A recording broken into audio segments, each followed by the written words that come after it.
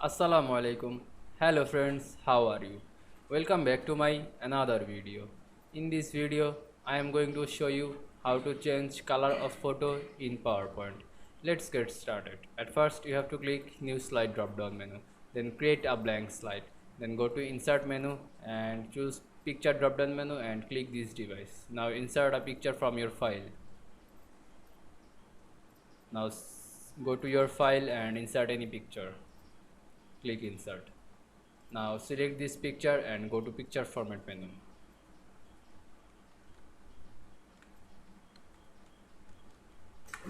Now go to Color drop down menu and choose any color.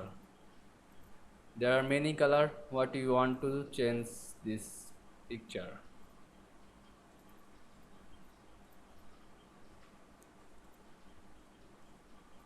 You can see I changed color of photo in PowerPoint very easily. I hope you enjoyed my video. Please like, comment, share and subscribe my channel. Thanks for watching.